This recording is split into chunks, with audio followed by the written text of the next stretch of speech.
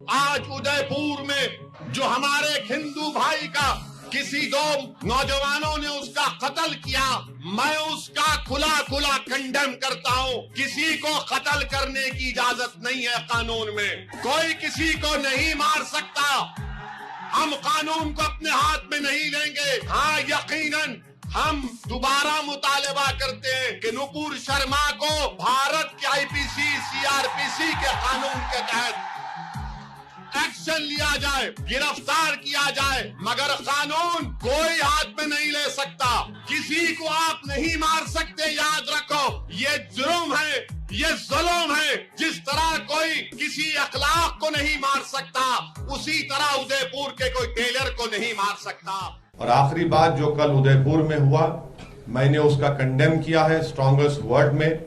और ये कत्ल है, ये जुल्म है, ये जुर्म है, और किसी को भी इख्तियार नहीं है कि वो अपने हाथ में कानून लेकर किसी का कत्ल करे। और हम उम्मीद करते हैं कि राजस्थान की सरकार उस पर सख्त एक्शन लेगी और सीआरपीसी और आईपीसी के तहत जो कानून का प्रोविजन है उसको इस्तेमाल करके उनको सख्त से सख्त सजा दिलाएगी।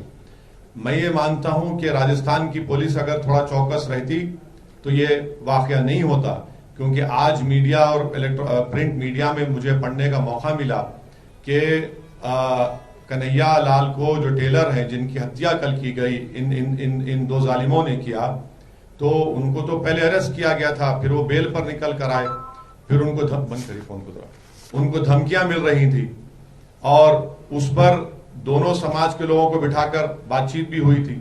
अगर राजस्थान की पुलिस हरकत करती तो जिस तरह हैदराबाद में भी नुपुर शर्मा के खिलाफ किसी ने इसी तरह एक बकवास की थी, तो वहां पर तेलंगाना की सरकार ने इमीडिएटली उस शख्स को गिरफ्तार किया और 307 और थ्रेटनिंग का जो आईपीसी का सेक्शन लगाकर उसको जेल को भिजाया। तो अगर वो हरकत करते तो कल वो हरकत नहीं होती। बहरहाल वायलेंस की कोई जगह नहीं है। जिस तरह से वीडियोस बनाए गए थे पीलू खान के, रकबर के, और इसी राजस्थान में उदयपुर है शायद, वही जगह है। आपको याद होगा कि एक शख्स ने एक बंगाली लेबर को जो मुसलमान था उसका भी वीडियो बनाकर उसको इसी तरह हैक किया, फिर उसको जलाया। तो ये वाकयात इस बात को बताते हैं कि रेडिकलाइजेशन कैसा फैल रहा है इस देश में।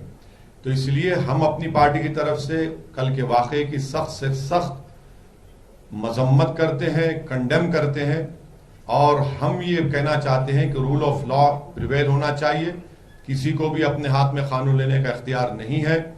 देश के संविधान के तहत प्रोटेस्ट होना चाहिए, पीसफुल प्रोटेस्ट होना चाहिए।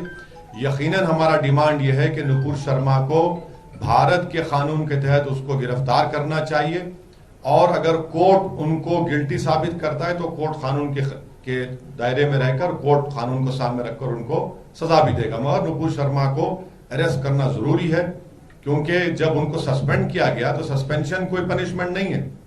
असल कानून हरकत में आना चाहिए, और कानून जब हरकत में आ सकता है तो सरकार को उसको इजाजत देनी चाहिए, जो सरकार नहीं दे रही। आप देखिए, हमारे नरेंद्र मोदी से जिंदगी भर इंशाअल्लाह ताला डिफरेंसेस रहेंगे आइडियोलॉजी की बुनियाद पर। दो समंदर के किनारे एक जगह जमा नहीं हो सकते, मगर इसका हरगिज मतलब यह नहीं है कि आप देश के प्रधानमंत्री को धमकी देंगे। हमारे पॉलिटिकल डिफरेंसेस है और रहेंगे, मगर आप धमकी देंगे देश के प्रधानमंत्री को? वो देश का प्रधानमंत्री है, कैसे धमकी देंगे आप?